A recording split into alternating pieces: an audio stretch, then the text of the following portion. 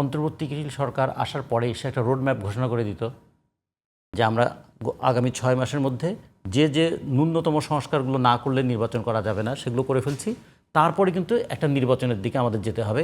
তাহলে প্রত্যেকটা রাজনৈতিক দল তখন একটা দায়ের মধ্যে পড়ে যেত, অথবা জনগণের প্রতি তাদের একটা কমিটমেন্টের জায়গাটা তৈরি হতো। এইটা ছিল সবচেয়ে বড় রক্ষা কবচ। সেটা না করার কারণে একটা দায়হীন সময় পার করছি আমরা। দেখুন, বাংলাদেশের মতো দেশে যেখানে এত মানুষ, সেখানে কিন্তু জনসংখ্যা অনুপাতে পুলিশের সংখ্যা খুব কম। বাংলাদেশের প্রতি 1 লক্ষ মানুষের জন্য গড়ে ধরুন প্রায় 32 জনের মতো পুলিশ আছে। তো 32 জন পুলিশ দিয়ে 1 লক্ষ মানুষকে কোনোভাবে নিয়ন্ত্রণ করা যাবে? ভারতের মতন দেশে কিন্তু প্রতি 1 লক্ষ মানুষের জন্য 129 জন, আর ইউরোপের দেশগুলোতে প্রতি 1 লক্ষ মানুষের জন্য 232 জন করে পুলিশ। তাহলে পুলিশের সংখ্যা কম। তাহলে এখানে বাংলাদেশের শৃঙ্খলা রক্ষা পায় কীভাবে? বাংলাদেশে মানুষের শৃঙ্খলা রক্ষা পায় 3 ভাবে। একটা হলো রাজনৈতিক দলের নিয়ন্ত্রণ, 2 হচ্ছে একটা সামাজিক নিয়ন্ত্রণ। এই কাজটা করা ঠিক নয়, এই কাজটা অন্যায়, অন্যের জিনিসটা নেওয়া উচিত নয়। তার মানে একটা সামাজিক সংস্কৃতিও কিন্তু মানুষকে অনেক সময় চুরি করাটা অন্যায়, এগুলো একটা সামাজিক সংস্কৃতিতে আছে। 3 নম্বরটা গিয়ে হয় বিচার কিংবা এই পুলিশি ব্যবস্থা। কিন্তু সেই পুলিশি ব্যবস্থাটা তো দুর্নীতিগ্রস্ত, এটা আমরা জানি। ফলে পুলিশ দিয়ে বাংলাদেশে আইন শৃঙ্খলা রক্ষা কোনোদিনই করা যাবে না, এটা গেলো এক। তাহলে কি করতে হবে? পুলিশ একটা সহায়ক ফোর্স হতে পারে, কিন্তু যখন কোনো একটা দল গায়ের জোরে ক্ষমতায় থাকতে চায় তখন পুলিশকেই সে তার প্রধান অস্ত্র বানিয়ে ফেলে। ফলে জনগণ এবং পুলিশ মুখোমুখি দাঁড়িয়ে যায়। এই কাজটা হতো না যদি অন্তর্বর্তীকালীন সরকার আসার পরে সে একটা রোডম্যাপ ঘোষণা করে দিত যে আমরা আগামী 6 মাসের মধ্যে যে ন্যূনতম সংস্কারগুলো না করলে নির্বাচন করা যাবে না সেগুলো করে ফেলছি, তারপরে কিন্তু একটা নির্বাচনের দিকে আমাদের যেতে হবে। তাহলে প্রত্যেকটা রাজনৈতিক দল তখন একটা দায়ের মধ্যে পড়ে যেত, অথবা জনগণের প্রতি তাদের একটা কমিটমেন্টের জায়গাটা তৈরি হতো। এইটা ছিল সবচেয়ে বড় রক্ষা কবচ। সেটা না করার কারণে একটা দায়হীন সময় পার করছি আমরা, এটা হলো একটা বড় জিনিস। সংস্কারের অনেক বড় বড় কথা বলা হচ্ছে, কিন্তু ছোট ছোট সংস্কারগুলোই হচ্ছে না। ছোট ছোট সংস্কার কি? যে আগের সরকার যে অন্যায়গুলো করেছে সেই সমস্ত অন্যায়কে আমরা বিচারের মুখোমুখি করব। কিন্তু বিচারের মুখোমুখি করতে গিয়ে এমন এমন মামলা তৈরি হচ্ছে যে মামলাগুলো আসলে মানুষের কাছে বিশ্বাসযোগ্যতা তৈরি করছে না। তার ফলে তখন মানুষ মনে করলো এই মামলা দিয়ে তো কাউকে আটকানো যাবে না, তাহলে যা করার সেটা নগদই করতে হবে। মানে অনেকে বলে না যে এই সমস্ত পুলিশের কাছে গিয়ে লাভ নাই, আদালতে গিয়ে লাভ নাই। তা পুলিশের কাছে গিয়ে লাভ নাই, আদালতে গিয়ে লাভ নাই, এটা তো বিগত সরকারের সময়ও ছিল। সে কারণে আমরা অনেকগুলো ঘটনা দেখেছি। আদালতে হামলা কি গত 15 বছরে হয় নাই? গত 15 বছরে সম্মানিত ব্যক্তিবর্গদেরকে রাস্তায় ঘাটে নাজেহাল করা হয় নাই? হয়েছিল। এগুলো তো অন্যায়। ফলে যদি একটা ঘোষণা আসতো যে আমরা একটা অভ্যুত্থান করলাম, আমরা একটা অগণতান্ত্রিক ব্যবস্থার পরিবর্তন করলাম, আমাদের উপর এখন অনেক দায়িত্ব, আমাদের এই দায়িত্ব পালন করতে হবে। আপনারা নিজেরা অন্তত এমন কাজ করবেন না যাতে অভ্যুত্থানের স্পিরিটটা নষ্ট হয়। এই কাজগুলো করার কথা ছিল রাজনৈতিক দলের, সেটা কিন্তু করতে দেওয়া হয়নি। আমি আপনার রাজনৈতিক দলগুলো এখন যারা বাংলাদেশে এখন আছে, রাজনৈতিক দল এবং সরকার, সবাই কিন্তু 5 আগস্টের যে বিপ্লব বলেন, অভ্যুত্থান বলেন, সব পক্ষে শক্তি। তো তাদের মধ্যে তো একটা আন্ডারস্ট্যান্ডিং আছে। তো আপনি নিজেও কিন্তু একটা কথা বলেছেন, আসলে আপনার আমি কথাটা নিয়ে, আপনি নিজেও একটা অনুষ্ঠানে বলেছেন যে মবের উদ্দেশ্য জনগণের মুখ বন্ধ করে রাখা।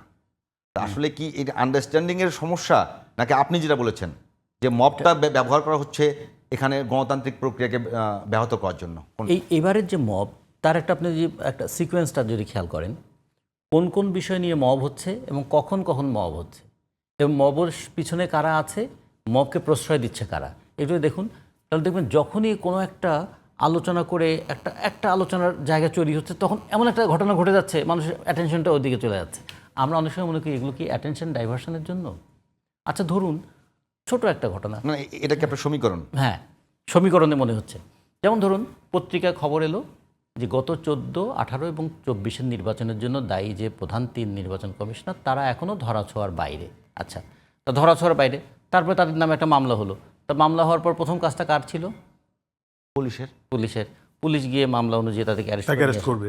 তাহলে পুলিশ কেন এটার অপেক্ষায় থাকে কেউ একজন ধরে নিয়ে আসবে, তাকে নির্যাতন করবে, তারপরে পুলিশের কাছে দেবে, তার পাবলিকের মধ্যে ভুল এটা ঠিকই। দেখেন, যখন নুরুল হুদার মতন লোকের নির্বাচন নিয়ে আমাদের অনেক কথা আছে, আমাদের নির্বাচন ব্যবস্থাকে ধ্বংস করা, মানুষের আস্থা বিশ্বাস নষ্ট করার জন্য এই মানুষগুলো দায়ী, এবং এই মানুষগুলোকে এটার জন্য জবাবদিহি করতে হবে। কারণ আমাদের নির্বাচন কমিশনারের, প্রধান নির্বাচন কমিশনার প্রায় আমাদের তো সুপ্রিম কোর্টের আপিলের ডিভিশনের বিচারপতির সমান। হ্যাঁ, আবার সেটা সাংবিধানিক পদ। তাকে ইমপিচ করা ছাড়া সরানো যাবে না। এত বড় একটা ক্ষমতা তাকে দেওয়া হয়েছে, সেই ক্ষমতাটা তিনি যদি অপব্যবহার করে থাকেন তাহলে বাংলাদেশের মনস্তত্ত্বের উপর তার কী প্রভাব পড়ে, ফলে সেগুলোর বিচার তার হওয়া উচিত। কিন্তু তার গালে জুতো দিয়ে বাড়ি মারাটা মানুষের মধ্যে কিন্তু এটা তৈরি করছে, অন্য সব কিছু বাদ দিল আমাদের মনটা কিন্তু একদিকে খুব কঠিন, আবার একদিকে খুব কোমল। একটা বয়স্ক মানুষকে এটা করা ঠিক হলো? সাথে সাথে কিন্তু মানুষের মনটা ঘুরে গেল। ভাই একটু মানে রতন ভাই একটু একটা বিষয় যে মানে আমাদের বিরতির আগে একটু রিঙ্কু ভাইকে শুনবো ছোট্ট করে একটা বিষয় বলবেন যে উনি কিন্তু বলছে যে এটাকে এক প্রকার মানুষের মুখ বন্ধ করার জন্য প্রচেষ্টা চলছে, একটা উনি সমীকরণ দিতে বুঝে যাচ্ছে। প্রশ্ন হলো এখন পর্যন্ত মবের জন্য মানে বাংলাদেশে এখন যে কটি রাজনৈতিক দল আছে, যদি বলি এনসিপি, জামাত ইসলাম, বিএনপি, কোনো না বিভিন্ন ঘটনায় বিভিন্ন দলের নেতাকর্মীর নাম এসছে, আর সাধারণ মানুষের যে মবগুলো হয়েছে সেখানেও পলিটিক্যাল অনেকগুলো পেয়েছে। তাহলে কি আপনারা রাজনৈতিক দলগুলো, শুধু বিএনপি না, ওই যে শক্তি চাচ্ছে যে এখানে মব দিয়ে মানুষের মুখ বন্ধ করে, তার মানে তাদের ক্রিয়ানক হিসেবে ব্যবহৃত হচ্ছেন? এইখানে আমি একটা জিনিস মনে করি, সেটা হচ্ছে এনসিপি কেন্দ্রিক, এনসিপি বিলং করে যারা, তারা কিছুদিন আগে ওই 5ই আগস্টের বিপ্লবের সাথে তাদের ভূমিকাটা ছিল অনেক বেশি, সবার থেকে বেশি। সেই হিসাবে তারা আবির্ভূত হয়েছিল। আপনি দেখেছেন সারা দেশে থানা, পুলিশ, জেলা প্রশাসন সমস্ত জায়গায় কিন্তু তারা কোনো কিছু হলে দৌড়ে যেত। এনসিপিতে আত্মপ্রকাশ করার পরে আমি যেটা দেখতে পাচ্ছি, ভাই যেটা বলল যে এনসিপি যে কাজগুলি করতেছে মাঝে মাঝে, এটাই আমাকে সন্দেহ হয়। এনসিপি যেখানে দৌড়ে যায়, যেখানে যে ঝামেলাটা করতেছে, অনেক জায়গায় করতেছে, কিন্তু আমি কিন্তু ওই যে মব যেটা পাবলিক মব যেটা, সেটাকে কিন্তু আমি ওই রকম ষড়যন্ত্র হিসেবে দেখব না। এই জন্যেই যদি পুলিশ মামলা হওয়ার পরে নুরুল হুদা সাহেবকে বাসার থেকে সম্মানের সাথে সসম্মানে তুলে আনলে বিচার বিভাগ তার বিচার করতো, কিন্তু তাকে তুলে আনতে পারো না, পাবলিক তাকে কোথা থেকে পেলো? পুলিশ না পেলে পুলিশের এই যে নিষ্ক্রিয়তা, এইটা আমি মনে করি ষড়যন্ত্র থাকতে পারে। কারণ পুলিশের ভিতরে এখনও ওই রেজিমের ওই ফ্যাসিস্ট হাসিনার লোকজন এখনও বিদ্যমান, তারা নিশ্চয়ই এই স্যাবোটাজটা করতেছে। তা না হলে নুরুল হুদা সাহেবের মতো একজন সম্মানী মানুষকে পাবলিককে ধরে তারপরে পুলিশের কাছে দিতে হলো। ওই জায়গাটা অ্যাক্সিডেন্টটা হয়ে গিয়েছে।